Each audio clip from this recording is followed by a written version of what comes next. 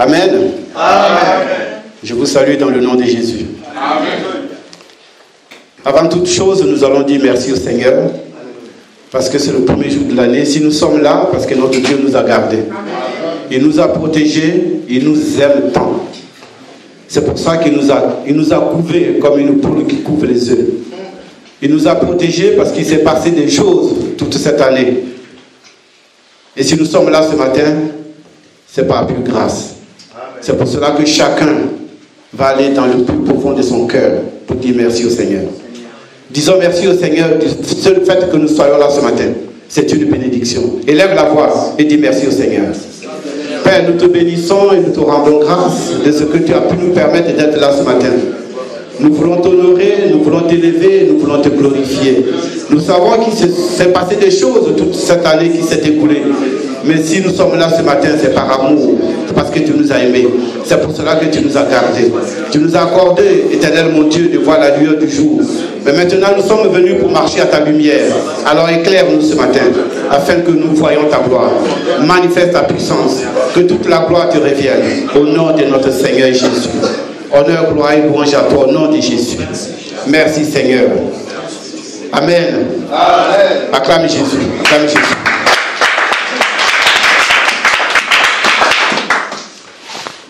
Je dis merci au Seigneur de m'avoir permis d'être devant vous ce matin encore. Amen.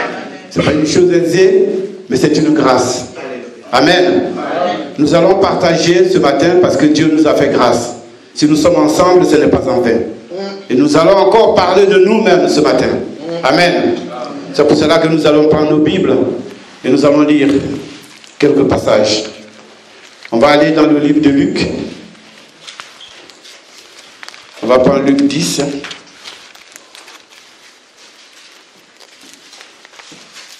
Le passage est un peu long, donc on va essayer de l'entrecouper.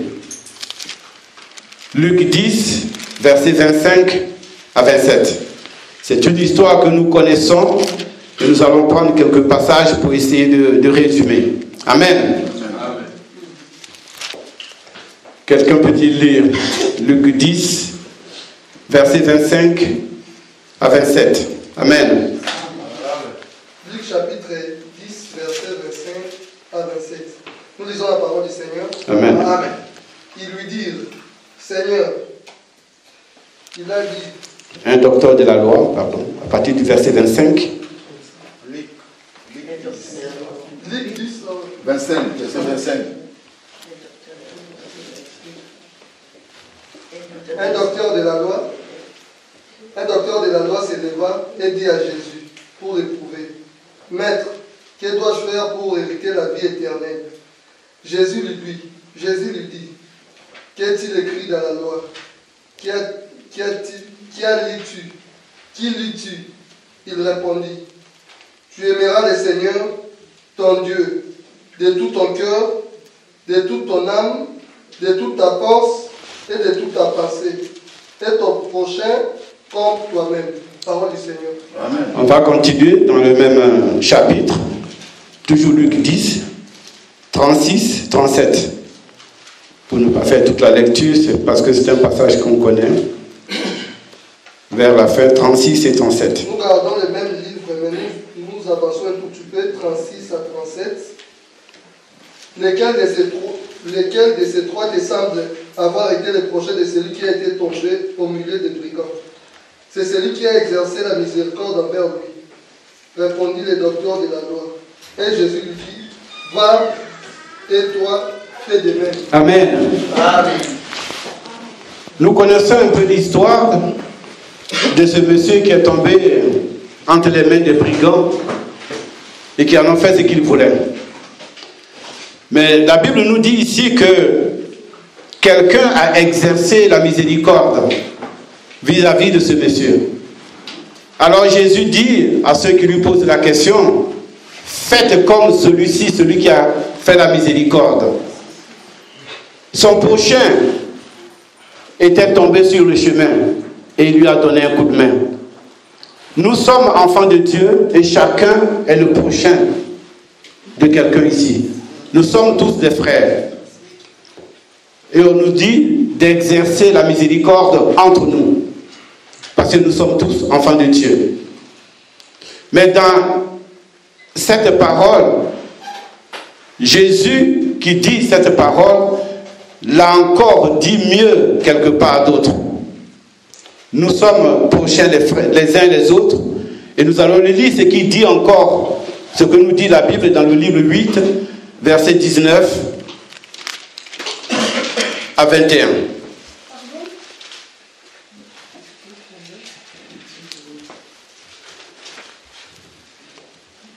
Luc 8, verset 19 à 21. Je lis la parole. La mère et les frères de Jésus vinrent le trouver, mais ils ne purent l'aborder à cause de la foule. On lui dit, ta mère et tes frères sont dehors et ils désirent te voir. Mais il répondit, ma mère et mes frères, ce sont ceux qui écoutent la parole de Dieu et qui la mettent en pratique. Amen. Amen. Ma mère et mes frères sont ceux qui écoutent la parole avec moi. Mais dans le passé, il vient de dire, dans le verset passé, il nous a dit, notre prochain, c'est celui qui est frère à nous, celui qui est avec nous. Notre frère, nous sommes ensemble ici, nous sommes des frères, et nous sommes chacun le prochain de son ami. Mais ensemble, c'est nous qui écoutons ensemble la parole de Dieu. Donc si on veut voir notre prochain, c'est celui qui écoute la parole avec nous. Mais il rajoute celui qui la met en pratique. Ça a son importance. Mais Jésus, quand il parlait, parce qu'il va avoir un certain détail dans un autre passage que nous allons lire dans Matthieu 22, 36 en 39, il va donner une certaine précision qui va nous donner à réfléchir. Amen. On va lire Matthieu 22, versets 36 à 39. Matthieu 22, 36 à 39. Maître, quel est le plus grand commandement de la loi? Jésus lui répondit, tu aimeras le Seigneur, ton Dieu, de tout ton cœur, de toute ton âme, de toute ta pensée. C'est le premier et le plus grand commandement. Et voici le second, qui lui est semblable. Tu aimeras ton prochain comme toi-même. Amen. Amen. Le plus grand des commandements, c'est d'aimer Dieu de tout son cœur, de toute son âme et de toute sa pensée. Mais il dit, ça c'est le premier, mais le deuxième ressemble au premier. Tu aimeras ton prochain. Comment? De tout ton cœur, de toute ton âme et de toute ta pensée. Nous sommes frères, nous nous connaissons. Si nous regardons en nous-mêmes, est-ce que réellement nous nous aimons comme dit la parole de Jésus? Nous devons nous aimer de tout notre cœur, de toute notre force, notre âme et de toute notre pensée. Est-ce que réellement nous nous aimons autant? Or la parole dit quelque part que l'homme se rebelle souvent contre Dieu. L'homme aime contester. Et nous allons le lire dans le livre de Romains 9, au verset 20.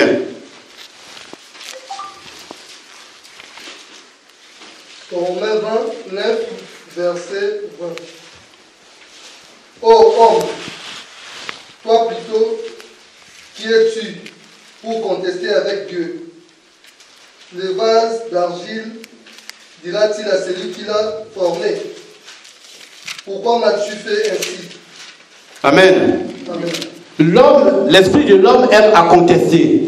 Dieu nous demande de nous aimer de tout notre cœur, de toute notre âme et de toute notre pensée. Mais il dit quelque part que l'esprit de l'homme aime à contester. Déjà, il nous désavoue, il reconnaît que nous ne pouvons pas nous aimer comme il le dit. Donc il n'y a que Dieu qui peut véritablement aimer de cette façon-là. L'amour vient de Dieu, l'amour est Dieu. Donc si nous ne pouvons pas nous aimer comme il le dit, cet amour vient de qui? L'amour vient de Dieu. Mais comment nous demande-t-il de nous aimer? Nous allons lire quelque part un passage pour prouver que cet amour vient de Dieu. On va lire 1 Samuel 18, verset 1. 1 Samuel 18, verset 1. 1 Samuel 18, verset 1. David avait achevé de parler à Saül. Et dès lors, l'âme de Jonathan fut attachée à l'âme de David. Amen. L'âme de Jonathan fut attachée à l'âme de David. Cet amour qui s'était exprimé par cette âme qui s'attache à l'âme de l'autre, ça ne venait pas de lui. C'était un amour de Dieu. Ça veut dire que c'est véritablement l'amour, c'est Dieu qui nous aime, au-delà de ce que nous pouvons penser. Personne, un être humain ne peut pas aimer comme Dieu a aimé. C'est l'âme de l'être qui s'attache à son voisin. Cet amour-là vient de Dieu. Cet amour-là est exprimé par le cœur de Dieu. C'est pour cela que l'âme de David pourra s'attacher véritablement à l'âme de Jonathan.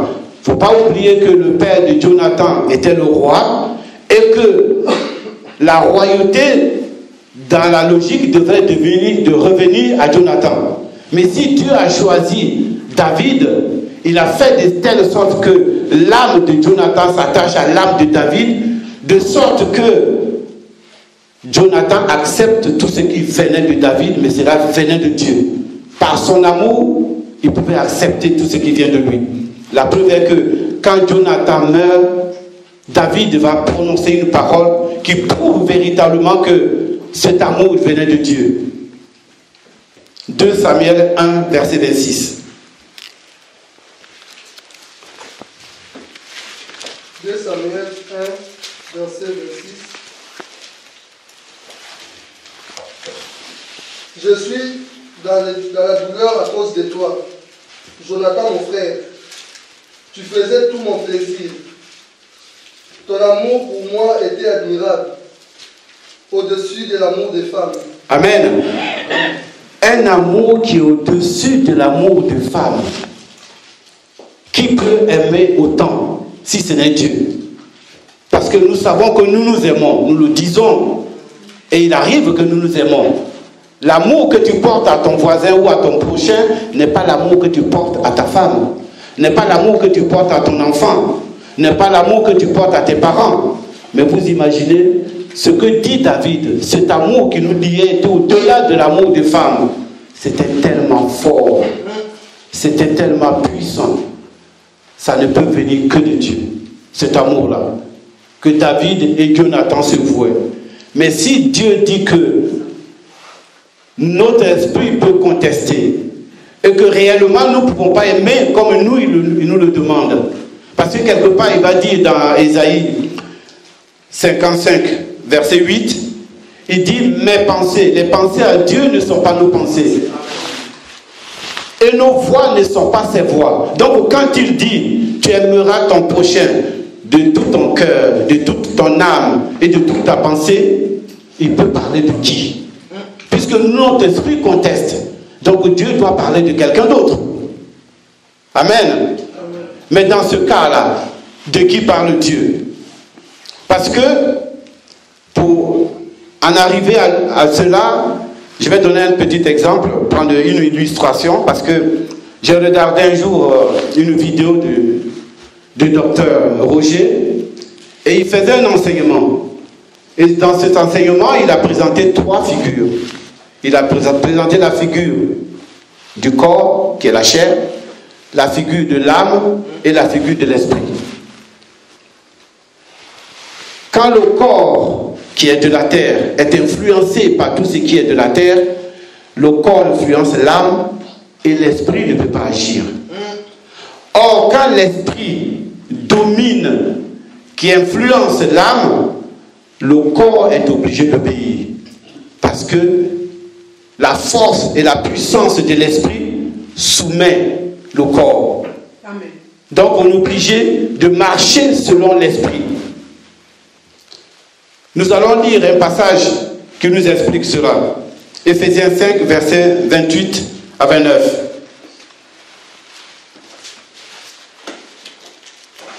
Éphésiens 5, 28 à 29. Amen. maris doivent aimer leurs femmes comme leur propre corps. Celui qui aime sa femme s'aime lui-même, car jamais personne n'abat sa propre chair, mais il la nourrit et il en prend soin, comme Christ le fait pour l'Église. Amen. Christ nous prouve qu'il a aimé son propre corps.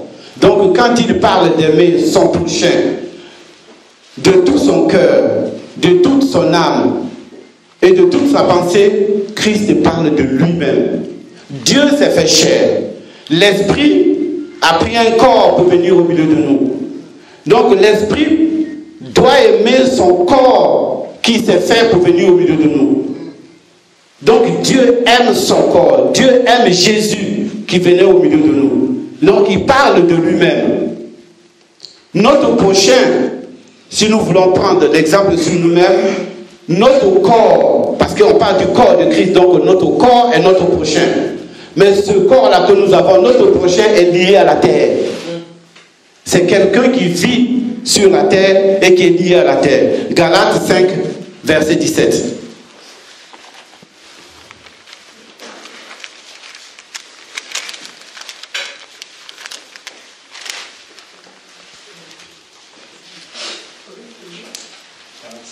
Galates 5, verset 17. Et je lis la parole. Car la chair a des désirs contraires à ceux de l'esprit, et l'esprit en a de contraires à ceux de la chair. Ils sont opposés entre eux, afin que vous ne fassiez point ce que vous voudriez. Amen. Amen. Notre chair, qui est notre corps, qui est notre prochain, a des désirs contraires à ceux de l'esprit. D'où l'exemple des figures de l'enseignement du docteur Roger. Ça se manifeste là. Le corps qui est lié à la terre peut dominer quand il s'affectionne aux choses de la terre. Et nous sommes sur la terre, donc la terre nous influence. La terre a un chef, a un gouverneur. Je crois que c'est dans Apocalypse 12, 12. Le diable est le maître de la terre. Donc le diable propose à notre prochain, qui est notre corps, beaucoup de ce qui lui appartient, afin que la chair, le corps obéisse au diable.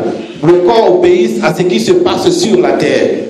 Donc du coup, notre prochain, notre corps, notre chair est obligé d'obéir à tout ce qui se passe sur la terre. Amen. Et Paul nous l'explique dans Romains 7, versets 14 à 17. Romains 7, Versets 14 à 17. verset 14 à 17. Amen. Nous savons, en effet, que la loi est spirituelle. Mais moi, je suis charnel, vendu au péché. Car je ne sais pas ce que je fais.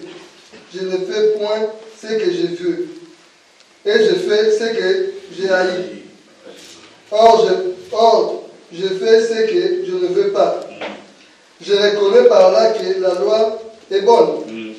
Et maintenant, ce n'est plus moi qui le fais, mais c'est le péché qui habite en moi. Amen. Amen. Voici la faiblesse de la chair. Voici la faiblesse de notre voisin. Voici la faiblesse de notre prochain qui est notre corps. Paul, qui était versé dans les Écritures, qui était plein de l'Esprit, si Paul nous dit ça, ça veut dire que notre corps a une certaine faiblesse, que si nous ne faisons pas attention, qu'il peut nous perdre.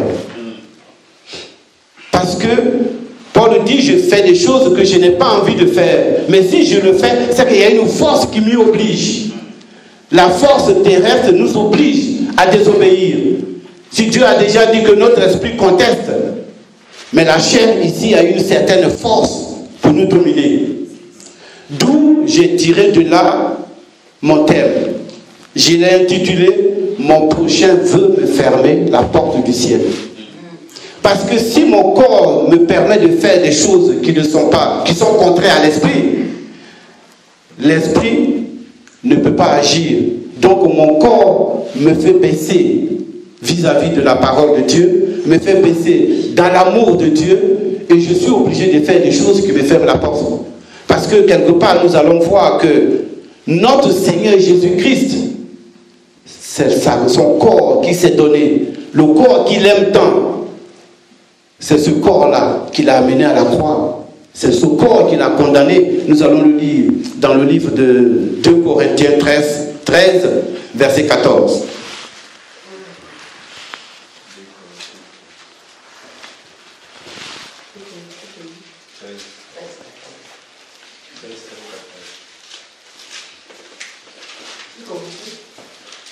Corinthiens 13, verset 4, pardon. 2 Corinthiens 13, verset 4.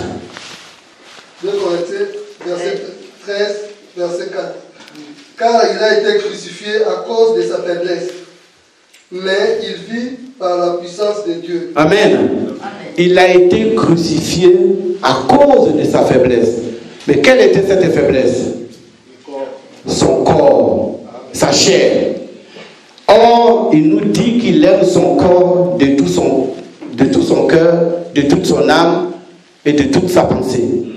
Mais le corps qui obéit à la chair, le corps a fini par le perdre. Donc, si nous faisons plaisir à notre corps, le corps nous ferme la porte des cieux. Parce que nous n'allons pas aller au ciel. Nous voyons là un exemple comme quoi notre propre corps devient notre premier ennemi. Nous sommes obligés de combattre ce corps-là. Parce que ce corps a des désirs qui nous empêchent de voir Dieu. Ce corps a des désirs qui nous empêchent d'espérer le salut. Donc ce corps devient nos ennemis. Et pourtant, nous devons l'aimer. Nous ne nous en débarrassons pas. Nous le gardons, ce corps-là. Mais qu'est-ce qu'il faut faire derrière? C'est à cause de cette faiblesse que nous nous éloignons de la parole de Dieu. Parce que si la faiblesse prend le dessus sur nous, nous sommes condamnés. Nous sommes obligés de vivre ce que l'esprit ne peut pas accepter. De vivre comme les hommes de ce monde. Vivre comme ce que la terre nous donne. Nous sommes obligés de marcher selon la chair, mais pas selon l'esprit. Et si nous ne marchons pas selon l'esprit, nous nous éloignons de l'espérance. Nous nous éloignons des cieux. Nous nous éloignons de Jésus. Parce que la chair nous condamne. Or pourtant, nous devons l'aimer. Mais y a-t-il pas de clé pour que nous nous en sortions? Nous allons lire l'Écriture. 1 Corinthiens 9, verset 27. 1 Corinthiens 9, verset 27. Mais je traite durement mon corps et je le tiens assujetti. Amen. Amen. Paul nous dit, pour que nous nous en sortions, voilà la solution. Nous devons traiter très très très dur notre corps. Nous devons le soumettre. Amen. Notre corps ne doit pas prendre le dessus sur nous. Il est notre ennemi, mais il est en même temps notre proche, notre prochain. Nous devons l'aimer. Mais quand tu aimes quelqu'un, la Bible dit quelque part, quand tu aimes ton enfant, il faut le châtier. C'est pour cela que notre Dieu nous châtie, parce qu'il nous aime. Si nous aimons notre corps, nous devons soumettre notre corps. Nous devons l'obliger à obéir. Le corps n'est pas plus puissant que nous. Le corps n'est pas plus important que nous. L'esprit est plus puissant que le corps. Donc le corps est obligé d'obéir à l'esprit. C'est pour cela que Paul nous donne cet exemple. Nous devons soumettre notre corps. Nous devons l'obliger à obéir. Parce que le corps, il a tendance à tout accepter. Si nous vivons, comme le dit la parole, c'est-à-dire dans le livre de Galates 5, verset 19 à 21, nous allons le lire, nous voyons que le maître qui dirige la terre, voilà ce qu'il nous propose. Il nous donne une provision de difficultés qui vont nous empêcher d'aller au ciel. Nous allons le lire pour voir ce qu'il nous propose. Galates 5, verset 19 à 21. Or, les œuvres de la chair, Amen. ce sont l'adultère, l'impudicité, l'impureté, la dissolution, l'idolâtrie, la magie, les inimitiés, les querelles, les jalousies, les animosités, les disputes. Amen. On va s'arrêter là. vous voyez la liste de ce que le monde nous propose.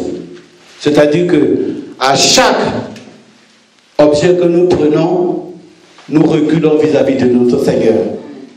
Et vous avez vu, il a arrêté de lire. Pourquoi? Parce qu'il y en a tellement. Et si nous vivons ça, nous reculons. Mais qui c'est qui vit cela? C'est notre corps, c'est notre prochain, c'est notre chair. Donc notre chair nous empêche d'aller au ciel. Notre chair nous fait reculer. Notre chair nous ferme la porte du ciel. C'est pour cela que notre chair, que nous aimons tant, est notre premier ennemi. Nous devons le combattre. Nous devons le soumettre. Nous devons lui demander d'obéir à ce que Dieu nous a donné. Parce qu'il nous a donné la parole. Il nous a donné l'enseignement. C'est par l'enseignement que nous saurons que tout ce que nous faisons n'est pas en correspondance avec ce que demande l'Esprit. N'est pas synonyme d'être sauvé, mais c'est de la condamnation. Parce que la chair nous condamne, mais nous l'avons quand même besoin. Parce que sans elle, il n'y a point de vie. Amen. Pour vivre sur la terre, nous devons vivre dans ce corps. C'est ce que Paul dit. Si je suis encore dans ce corps, c'est parce que je n'ai besoin. Mais il est quand même notre ennemi. Donc nous devons le soumettre. Amen. Amen. Si nous obéissons à la chair, nous sommes perdus. Parce que la Bible dit qu'à cause de sa faiblesse, à cause de la chair, que Jésus-Christ a été crucifié. Donc cette chair, elle a une force qui nous condamne. Elle a une force qui nous empêche d'espérer, d'aller dans la grâce de Dieu, d'avancer encore pour aller plus loin, pour connaître le salut. Mais est-ce que notre corps est notre seul ennemi? Plus loin, nous allons relire ce passage pour voir Luc 8, verset 21. Nous allons voir que notre corps n'est pas notre seul ennemi, mais il y en a, parce que le monde qui dirige, le diable qui dirige ce monde a beaucoup plus de ruses pour essayer de nous avoir dans son propre piège. Nous allons lire Luc 8, verset 21. Luc 8, verset 21. Amen. Ma mère, mes frères, ce sont ceux qui écoutent la parole de Dieu et qui la mettent en pratique. Amen. Mon prochain, c'est celui qui écoute la parole de Dieu avec moi et qui la met en pratique. Voilà la différence. Nous pouvons tous écouter la parole, mais est-ce que nous la mettons tous en pratique? Aujourd'hui, nous voyons qu'il y a beaucoup d'assemblées. On a l'habitude de les appeler beaucoup d'églises, mais il y a beaucoup d'assemblées. Dans beaucoup d'assemblées, il y a beaucoup qui se sont proclamés serviteurs de Dieu. Il y a beaucoup qui ont été proclamés par leurs frères. Il leur a imposé la main, il lui a dit, aujourd'hui je te fais prophète, aujourd'hui je te fais évangéliste, aujourd'hui je te fais docteur. Or, on a vu que le serviteur de Dieu est choisi par Dieu. On l'a vu la dernière fois, quand Dieu a appelé Aaron, il a dit à Moïse, j'ai choisi Aaron, ouin-le pour qu'il soit à mon service. Or, nous voyons que dans ce monde, c'est les autres qui choisissent les serviteurs de Dieu, à la place de Dieu lui-même. Ceux-là, ils font partie de ce que Ésaïe appelle, je vais les appeler les 7 femmes d'Ésaïe 4. Nous allons le lire. Ésaïe 4, verset 1. Ésaïe 4, verset 1. Et cette femme saisiront en ces jours un seul homme et diront, nous mangerons notre pain et nous vêtirons de nos habits. Faites-nous seulement porter ton nom. Amen. Amen. Voilà des femmes, 7 femmes. Parce que le malin veut se faire passer pour un ange de lumière. Nous savons que là, il emploie le chiffre 7. Le chiffre 7, c'est l'accomplissement. Il emploie le chiffre 7 parce que lui aussi, il veut croire que son 7, c'est l'accomplissement. Les 7 femmes, on va prendre comme dans la Bible, dans l'Apocalypse, quand notre Seigneur écrit aux 7 églises, ce n'est pas qui est cette église, mais il y a une lettre lue selon la marche de l'église 7 fois. Alors le diable aussi veut faire comme notre Seigneur. Il prend cette femme. Mais ces femmes-là, qu'est-ce qu'elles disent? Nous aurons nos habits et notre pain. Or, la parole dit que quand tu as une femme, il lui faut les habits, il lui faut le pain et le devoir conjugal. Mais ces femmes-là ne veulent ni le pain, ni les habits. Elles veulent que le nom. Or, Apocalypse nous dit que le nom de Jésus, c'est la parole de Dieu. Donc, c'est cette femme qu'on va présenter par cette église. En que le nom, c'est-à-dire que je ne veux pas le mari, je veux juste son nom. Donc, vous nous voyez dans les assemblées, ils ont que le nom, la parole de Dieu, mais ils ont leur propre parole, ils ont leur propre pain et ils ont leurs propres vêtements. Amen. Les vêtements, ce sont les œuvres. Le pain, c'est la parole. Donc, nous n'avons pas la même doctrine. Nous n'avons pas le même Dieu. On a juste le nom en commun. Donc, notre prochain est encore notre ennemi. En dehors de notre propre corps, qui est notre ennemi, qui peut nous condamner, voilà encore notre prochain qui écoute la parole avec nous, mais qui ne la met pas en pratique, est aussi notre ennemi. Parce que lui, il peut nous condamner. Quand on n'a pas l'enseignement, on est obligé d'aller dans ces assemblées-là pour la condamnation. Ce n'est pas pour la vie. On y va parce qu'on va être condamné. Parce que ceux-là aussi nous ferment la porte du ciel. Comme notre propre corps nous ferme la porte du ciel. C'est pour cela que quand nous sommes là, c'est une grâce. C'est une bénédiction. Parce que nous recevons ce qui doit nous ouvrir le ciel. Nous avons tourné le dos. Parce que nous étions comme des fils prodigues, nous sommes allés goûter à la nourriture du porc. Mais quand nous sommes venus dans la maison de notre Père, parce que l'Esprit nous a dit, c'est là qu'il y a à manger en abondance. Alors nous sommes revenus à la maison parce que l'Esprit veut que nous soyons là. Ici, il y a de la nourriture. Donc nous sommes venus manger. Quand nous sommes à table, c'est une joie. Aujourd'hui, nous partageons, mais c'est un bonheur, c'est une bénédiction. Comme la convention l'a dit, la réunion des aigles. Nous sommes réunis et nous allons partager le corps. Nous allons partager le cadavre. Parce que nous sommes un tombeau. Le cadavre est en nous. Et quand nous avons mangé, que nous sommes rassasiés, comme des aigles, nous pouvons nous élever vers notre Seigneur. Parce que c'est de l'aigle véritable.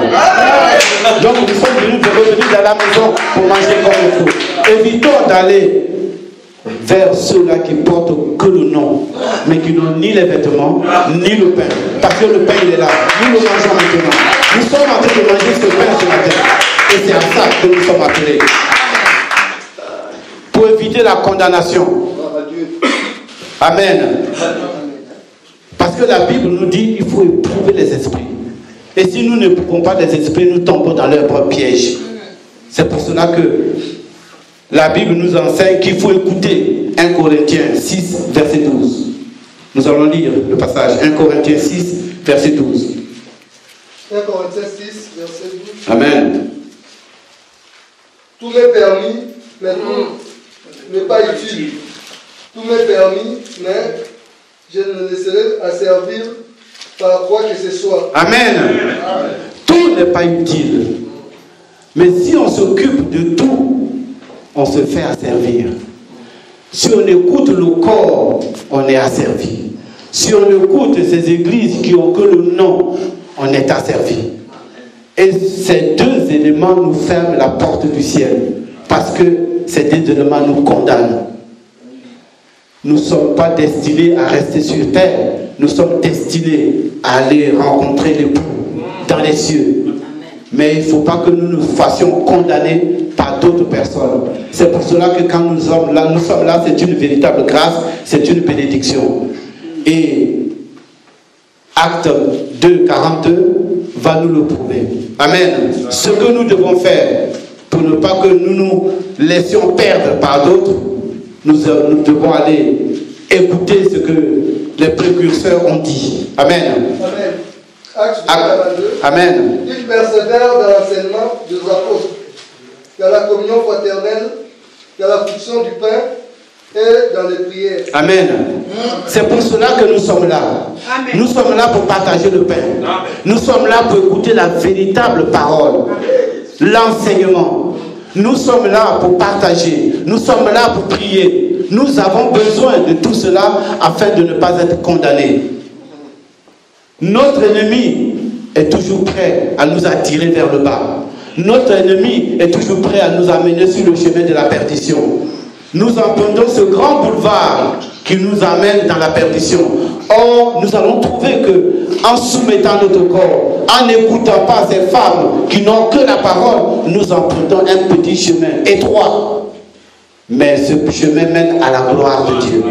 C'est pour cela que nous sommes là pour emprunter ce chemin. Vous verrez dans des assemblées où ils n'ont que le nom. Il y a 5, 6, 7 000 personnes. J'écoutais un autre la dernière fois qui disait: j'ai besoin de 100 personnes qui vont donner 100 000 francs en francs CFA. Il a besoin de 100 personnes pour donner 100 000. Vous imaginez, en 1 heure, il devient riche. En 1 heure, il devient riche. Est-ce qu'il a une société? Est-ce qu'il a une usine? Il a une entreprise? Mais il prend la parole de Dieu parce qu'il n'a que le nom. Il n'a pas les vêtements et il n'a pas le pain. Il prend le nom et il amène les autres à la perdition. Il va s'enrichir. Ils ont peut-être commencé avec lui il y a 4, 5, 6 ans. Mais au bout de 10 ans, il a une maison, il a 3 voitures, il a des garde-corps et les autres continuent à pleurer. Mais ce qui est formidable, quand lui il a un problème, il dit à l'assemblée, il faut cotiser parce que le pasteur a un problème. Mais le jour qu'un fidèle a un problème, il dit qu'il faut prier. Or, c'est lui qui est censé prier. Mais quand vous avez un problème, il faut prier. Quand lui il a un problème, il faut cotiser de l'argent. Ça, c'est une société de production. Ils gagnent de l'argent. Donc voilà ceux-là qui nous ferment le ciel. Ils font partie de nos prochains avec le nom juste. Amen. Donc nous ne devons pas les écouter. Si nous sommes venus là ce matin, c'est parce que Dieu nous a fait grâce. Parce que nous devons soumettre notre corps. Nous devons dire non à ceux-là qui portent que le nom, mais qui n'ont ni le pain, qui n'ont ni les vêtements. Nous sommes venus emprunter le chemin étroit qui mène à la gloire de Dieu. Et je bénis le nom du Seigneur pour chacun de nous ce matin. On acclame Jésus. On acclame Jésus.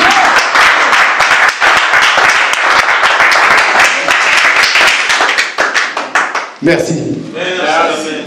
Je remercie le Seigneur, c'est ce qui m'avait mis à cœur ce matin de partager avec vous. Je glorifie son nom. Que Dieu nous bénisse. Amen. Amen.